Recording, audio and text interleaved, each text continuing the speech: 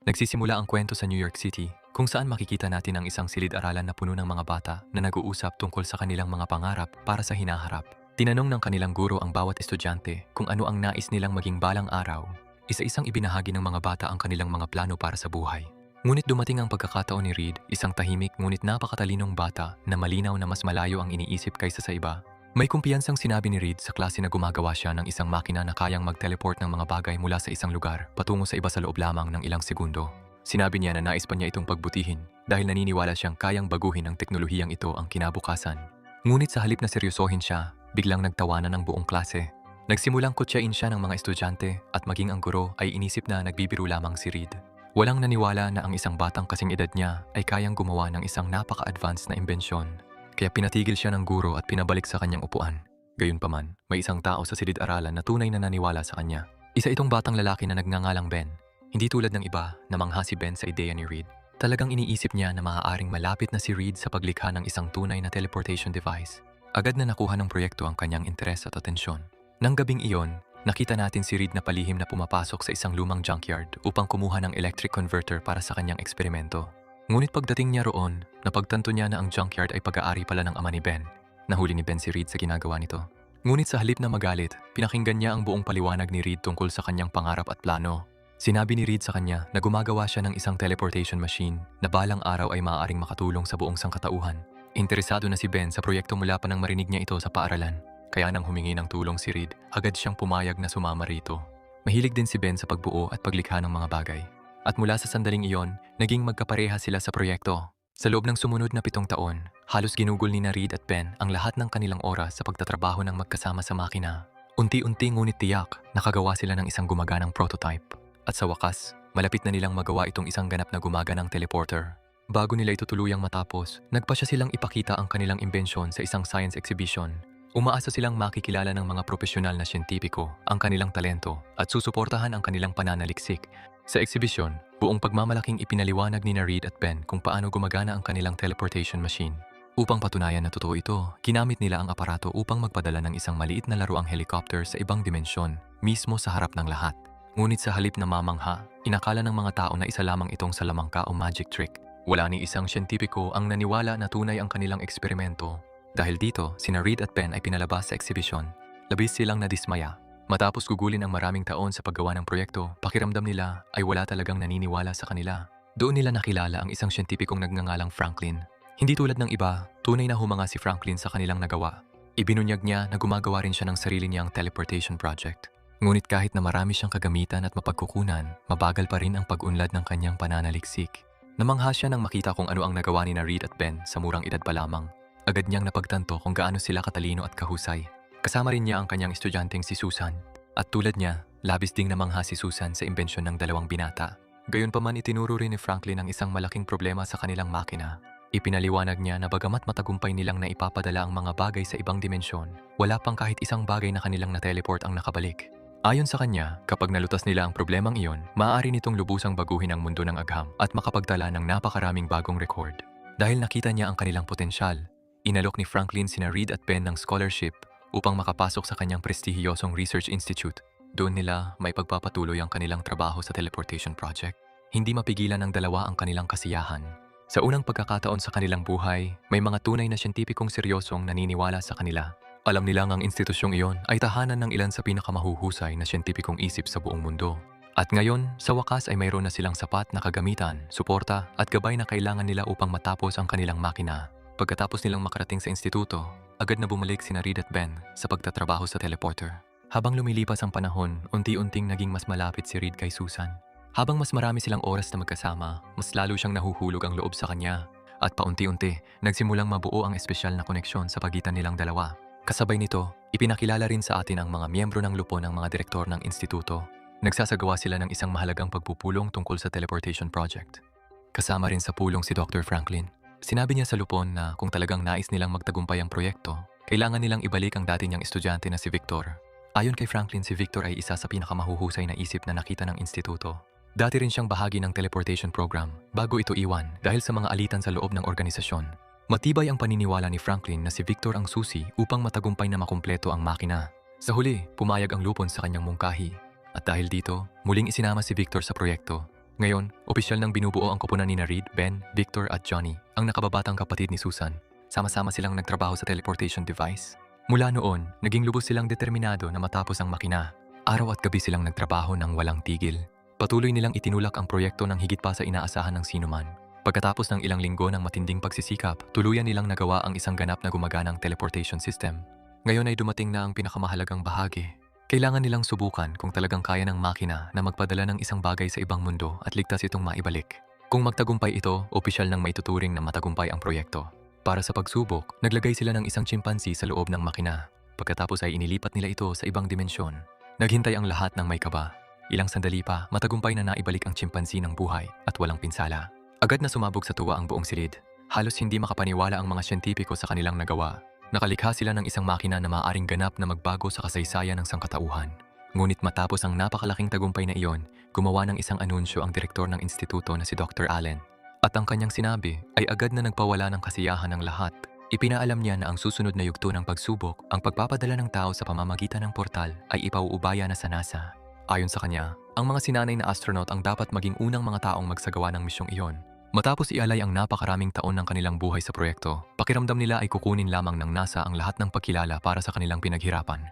Higit pa rito, naniniwala silang sila ang karapat-dapat na maging unang mga taong tumuntong sa ibang mundo, sapagkat sila mismo ang bumuo ng makina mula sa simula. Dahil dito, lihim na nagpasya ang buong grupo na sila mismo ang magsasagawa ng unang pagsubok sa tao. Kalaunan, naghanda sina Reed, Ben, Johnny at Victor upang maglakbay sa pamamagitan ng teleporter. Samantala, naiwan si Susan sa institusyon upang subaybayan ang misyon mula sa Earth. Pumasok ang apat sa makina at makalipas lamang ang ilang sandali, matagumpay silang nakarating sa isang ganap na naiibang mundo na tinatawag na Planet Zero. Sa mismong sandaling tumapak sila sa planeta, labis silang namangha. Lahat ng bagay sa Planet Zero ay tila kakaiba at hindi pamilyar. Ang atmosfera, ang tanawin at ang mga kakaibang kumikislap na kapaligiran nito ay walang anumang pagkakahawig sa Earth. Habang nagsisimula silang maglibot sa lugar, napansin ni Victor ang isang lawa ng kumikislap na berdeng lava sa malapit. Dahil sa pag-uusisa, lumapit siya rito at iniunat ang kanyang kamay upang hawakan ito. Sa mismong sandaling na hawakan niya ito, isang napakalaking pagsabog ang biglang sumiklab sa buong planeta. Nagdulot ng matinding takot ang pagsabog sa lahat. Si Victor ay marahas na naihagis diretso sa berdeng lava. Natulala sa takot sina Reed, Ben at Johnny. Naniniwala silang nasaksihan nila ang pagkamatay ni Victor sa kanilang harapan. Sa sobrang takot at desperasyong makaligtas, mabilis silang tumakbo pabalik sa teleportation pod. Umaasa silang maibabalik sila ni Susan sa Earth. Sa instituto, agad na sinimulan ni Susan ang proseso ng pagbabalik sa kanila. Ngunit ang pagsabog sa Planet Zero ay nagsimulang makaapekto mismo sa portal. Ang matinding pagbugso ng enerhiya ay dumaloy pabalik patungo sa Earth. Sa loob ng instituto, isang napakalaking pagsabog ang sumira sa pasilidad. Habang nawawalan ng katatagan ng portal, nagsimulang gumuho ang buong gusali sa kanilang paligid. Dahil nananatiling bukas ang lagusan sa pagitan ng dalawang mundo, lalo pang lumala ang sitwasyon. Kahit halos wasak na ang instituto, nagawa pa ring maibalik ni Susan sina Reed, Ben at Johnny sa Earth sa tamang oras. Ngunit matapos ang lahat ng kanilang nakita at matapos nilang isipin na nawala na si Victor sa Planet Zero, hindi na muling magiging pareho ang kanilang mga buhay. Pagkatapos nilang makabalik mula sa Planet Zero, nagsimulang makaranas sina Reed, Ben at Johnny ng nakakatakot na pagbabago sa kanilang mga katawan. Ganap na binago ng atmosfera ng banyagang mundong iyon ang kanilang DNA sa antas na molekular. Wala na sa kanila ang normal. Sa hindi may paliwanag na paraan, binigyan sila ng Planet Zero ng mga kakaiba at hindi makontrol na kapangyarihan. Una nating nakita si Reed na nakatali at mahigpit na binabantayan. Ito ay dahil ang kanyang katawan ay naging napakalambot at nababanat. Ang buong katawan niya ngayon ay kayang mag-unat na parang goma. Pagkatapos nito, nakita naman natin si Susan na naapektuhan din ng pagsabog sa institusyon. Kahit na hindi siya kailanman naglakbay patungo sa Planet Zero, binago pa rin siya ng lakas ng pagsabog. Binigyan siya nito ng kakayahang maging hindi nakikita anumang oras na gusto niya. Sa madaling salita, naging isang superhuman siya na kayang maglaho ng lubusan sa isang iglap. Nagbago rin ang kapatid niyang si Johnny. Ang kanyang katawan ay kaya ng lumikha at sumipsip ng napakalaking dami ng apoy at init. Nakakayanan niya ngayon ang temperaturang lampas sa 4,000 degrees. Kaya niyang gawing buhay na apoy ang kanyang sarili. Dahil dito, naging napakalakas at napakadelikado ng kanyang kapangyarihan. At pagkatapos ay si Ben naman. Sa lahat ng kanilang pagbabago, ang kay Ben ang pinakanakakatakot. Ang kanyang buong katawan ay naging isang napakalaking istrukturang parang bato. Mas mukha na siyang isang higanting halimaw kaysa isang tao. Ang kanyang balat ay nabalot ng matigas na bato. Dahil dito, nagkaroon siya ng napakalaking lakas at pambihirang tibay. Dahil sa kanilang mga kakayahan, mabilis na nakialam ang militar at mga ahensya ng intelihensya ng Estados Unidos. Itinuring sila ng gobyerno na masyadong mapanganib upang pabayaang mamuhay ng mag-isa. Kaya dinala silang lahat sa isang lihim na pasilidad na kilala bilang Area 51. Doon, mahigpit silang binantayan. Layunin ng mga siyentipiko na pag-aralan ang kanilang mga kapangyarihan at tiyaking hindi sila magiging banta sa lipunan. Pagkalipas ng ilang araw, tuluyang nagkamalay si Reed. Doon niya lubos na naunawaan ang nangyari sa kanyang katawan. Nang malaman niya ang lawak ng kanyang bagong kakayahan, ginamit niya ang kanyang nababanat na katawan upang makawala sa mga restriksyon na nakagapo sa kanya. Iniunat niya ang kanyang katawan at dumaan sa sistema ng bentilasyon. Sa ganitong paraan, matagumpay siyang nakatakas mula sa pasilidad. Habang tumatakas, nakita niya si Ben na nakakulong sa isa pang silid. Nang makita niya ang kanyang matalik na kaibigan sa ganoong kalunos-lunos na kalagayan, labis siyang nasaktan. Pakiramdam ni Reed ay siya ang may pananagutan sa lahat ng nangyari. Bago siya umalis, nangako siya kay Ben na babalik siya. Nangako rin siyang hahanap ng paraan upang matulungan at mailigtas ito. Pagkatapos noon, tuluyang nawala si Reed mula sa Area 51 at nagtago sa hindi malamang lugar. Samantala, sa pasilidad, ipinaalam ni Dr. Allen kay Dr. Franklin na nakatakas si Reed. Labis na nagulat si Franklin sa balitang iyon. Ngunit mas nababahala si Dr. Allen sa panganib na maaaring idulot ni Reed ngayong mayroon na itong mga kapangyarihang lampas sa kakayahan ng karaniwang tao. Agad na nagsimula ang gobyerno sa paghahanap kay Reed. Desperado silang matunto ng kanyang kinaroroonan. Lumapit si Dr. Allen kay Ben at nag-alok ng isang kasunduan. Sa panahong iyon, mas lalo pang lumala ang kalagayan ni Ben. Unti-unti na rin siyang nawawalan ng pag-asa na muli pang maging tao tulad ng dati. Sinabi ni Allen na kung tutulungan niya ang gobyerno na mahuli si Reed, maaaring makahanap ang mga siyentipiko ng paraan upang siya ay magamot at baka maibalik pa nila ang kanyang normal na katawan. Lubhang nahirapan si Ben sa desisyong iyon.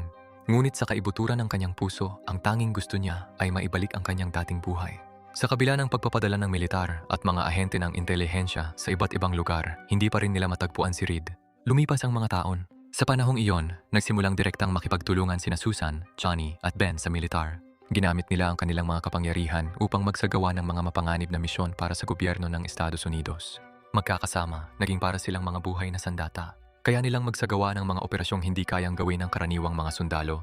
Tuwang-tuwa ang gobyerno sa mga naging resulta. Ipinagmamalaki pa ni Dr. Allen sa mga opisyal na mayroon na silang mga taong may superhuman na kakayahan. Ayon sa kanya, sapat ang kanilang lakas upang wasakin ang buong mga bansang kalaban kung kinakailangan. Ngunit mas malaki pa ang tunay na layunin ni Allen kaysa sa inaakala ng lahat. Nais pa rin niyang matagpuan si Reed.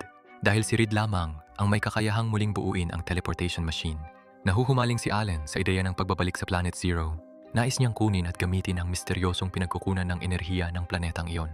Naniniwala siya na maaaring gamitin ang enerhiyang iyon upang lumikha ng mas marami pang mga sundalong may superpower. Mga sundalong katulad ni Ben, Johnny at Susan. Isang hukbo na halos imposibleng mapigilan. Isang hukbong kayang protektahan ng Amerika at mangibabaw sa lahat ng ibang bansa sa mundo. At kung wala si Reed, imposibleng maisakatuparan ang alinman sa mga planong iyon. Kaya ipinagpatuloy nila ang paghahanap sa kanya. Para kay Dr. Allen, si Reed ay hindi na lamang isang nawawalang siyentipiko. Siya ang susi sa paglikha ng hinaharap ng mga digmaang gumagamit ng mga taong may pambihirang kapangyarihan. Kalaunan, nilapitan ni Dr. Franklin si Susan. Umaasa siyang baka alam nito kung saan nagtatago si Reed. Ngunit sinabi ni Susan na wala talaga siyang ideya kung saan ito nagpunta. Hiniling ni Franklin na ipagpatuloy niya ang paghahanap kay Reed. At nang maglaon, nagsimula nga si Susan na hanapin siya sa sarili niyang paraan. Samantala, tuluyan nang naglaho si Reed mula sa lipunan. Binago niya ang kanyang anyo. Iniwan niya ang dati niyang pagkakakilanlan at lihim siyang namumuhay at nagtatago sa isang lugar na malayo sa abot ng gobyerno. Sa panahong iyon, lihim ding gumagawa si Reed ng isang espesyal na teleportation suit. Sa kaibuturan ng kanyang isip, sinisisi pa rin niya ang kanyang sarili sa nangyari kay Ben. Naniniwala si Reed na ang tanging paraan upang mailigtas ang kanyang kaibigan ay ang makabalik sa Planet Zero at makahanap ng lunas. Kalaunan, natuklasan ni Susan ang pinagtataguan ni Reed. Agad niya itong ipinaalam sa iba. Kaagad namang bumuo ang gobyerno ng isang pangkat militar upang hulihin siya. Kasama rin si Ben sa misyon. Hindi nagtagal, napalibutan ang pinagtataguan ni Reed mula sa lahat ng direksyon. Personal siyang hinarap ni Ben. Desidido itong ibalik siya sa pasilidad anuman ang mangyari. Nauwi ito sa isang labanan. Kahit na lumaban si Reed at sinubukang makatakas, nagtagumpay pa rin ang grupo na mahuli siya. Pagkatapos nito, sapilitan siyang ibinalik sa pasilidad. Pagbalik ni Reed, pinilit siya ni Dr. Allen na muling buuin ang teleportation machine. Sa una ay tumanggi siya. Hindi na siya nagtitiwala sa proyekto matapos ang lahat ng nangyari. Ngunit ipinaliwanag ni Allen na kailangan nilang bumalik sa Planet Zero upang kunin ang pinagkukunan ng enerhiya nito. Iginiit niya na makikinabang umano rito ang buong sangkatauhan. Wala namang pakialam si Reed sa mga pangakong iyon. Ang tanging mahalaga sa kanya ay ang mailigtas si Ben. Nang mapansin ito ni Allen, ginamit niya ito upang kumbinsihin si Reed. Nangako siya na kung magiging matagumpay ang misyon at makakakuha sila ng sapat na enerhiya mula sa Planet Zero, gagamitin nila ito upang maibalik sa normal ang katawan ni Ben. Nang marinig iyon, sa wakas ay pumayag si Reed na makipagtulungan. Gayunpaman, may malalim pa rin siyang pangamba. Pakiramdam niya na ang pagdadala ng enerhiya ng Planet Zero sa Earth ay maaaring magdulot ng matinding panganib. Ngunit alang-alang kay Ben, tinanggap niya ang alok. Matapos ang maraming araw ng walang tigil na pagtatrabaho, matagumpay na naibalik ni Reed ang teleportation machine. Nang muli itong gumana, nagpadala si Dr. Allen ng isang pangkat ng mga sundalo sa Planet Zero sa pamamagitan ng portal. Pagdating nila roon, may napansin silang kakaibang nilalang na dahan-dahang naglalakad papalapit mula sa kadiliman. Habang papalapit ito, may napagtanto silang hindi kapanipaniwala. Si Victor pala iyon. Matagal nang ipinagpalagay ng lahat na namatay si Victor sa pagsabog ilang taon na ang nakalipas. Ngunit sa hindi maipaliwanag na paraan, nakaligtas siya at namuhay ng mag-isa sa Planet Zero sa loob ng maraming taon. Mabilis siyang isinama ng mga sundalo pabalik sa Earth sa pamamagitan ng portal. Pagdating niya sa pasilidad, labis na nagulat ang mga siyentipiko nang makita siyang buhay pa. Walang lohikal na paliwanag kung paano siya nakaligtas ng maraming taon sa isang banyagang planeta nang walang pagkain o tubig. At doon nila napagtanto ang katotohanan. Binago rin ng Planet Zero si Victor. Ang kanyang katawan ay puno ng matitinding paso at mga peklat. Ngunit sa kabila nito, nananatili siyang buhay. Malinaw na nagkaroon din siya ng sarili niyang nakakatakot na kapangyarihan. Si Victor ay naging isang nilalang na higit pa sa isang ordinaryong tao. Agad siyang kinapanayam ni Dr. Allen tungkol sa kanyang mga kakayahan. Umaasa siyang mauunawaan kung ano ang nangyari kay Victor. Ngunit sa loob ng isip ni Victor, may mas madilim ng puwersang namamayani. Matapos ang maraming taon na pagkakaabandona sa Planet Zero, tuluyan na niyang kinamuhian ang buong sangkatauhan. Naniniwala siyang iniwan siya ng mga tao sa Earth upang mamatay. At para sa kanya, wala man lang nagtangkang iligtas siya.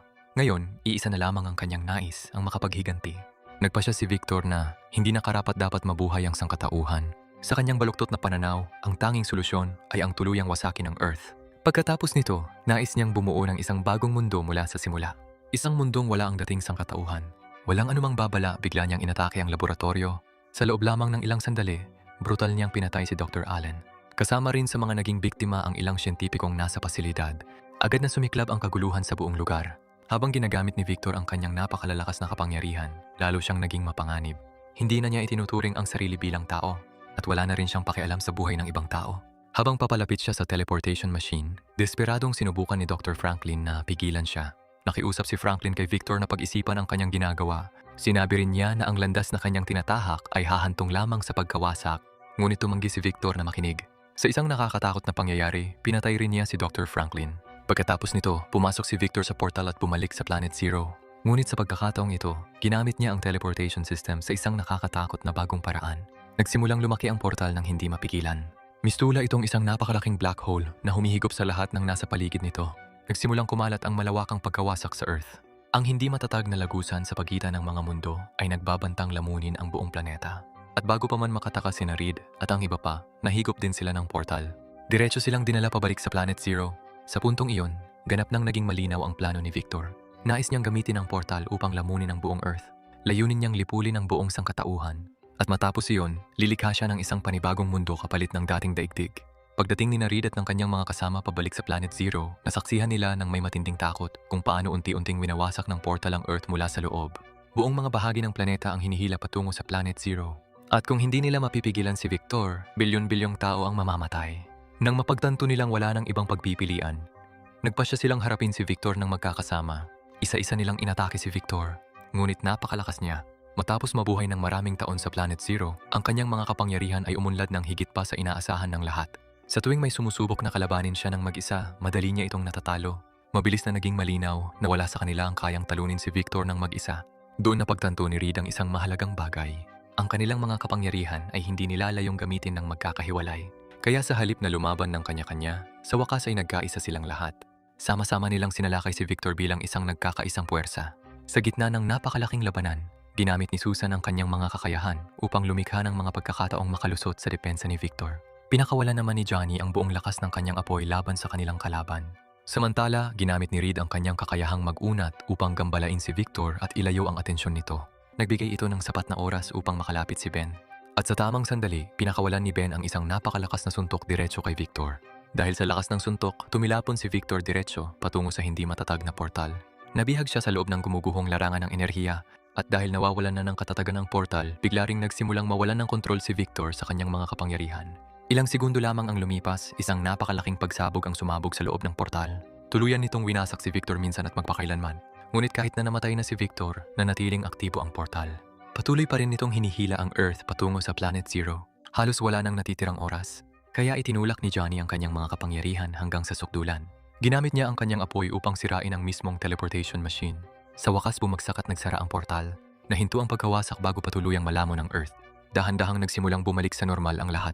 Matapos makaligtas sa matinding labanan, ginamit ni Reed at ng iba pa ang natitirang bahagi ng portal system upang ligtas na makabalik sa Earth. Sa pagkakataong ito, nagbago na ang lahat. Hindi na sila mga eksperimento, hindi na rin sila mga biktima, at hindi na sila mga sandata ng gobyerno. Isa na silang tunay na koponan.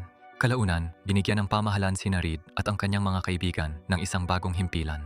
Doon nila maaaring sanayin ang kanilang mga kakayahan, pag-aralan ang kanilang mga kapangyarihan, at matutunang kontrolin ang mga ito ng maayos.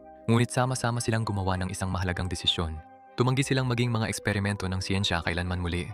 Mula sa araw na iyon, gagamitin nila ang kanilang mga kapangyarihan para lamang protektahan ang mga inosenteng tao at tumulong sa mundo. At dito nagtatapos ang kwento. Subscribe sa channel para sa darating pang mga recap.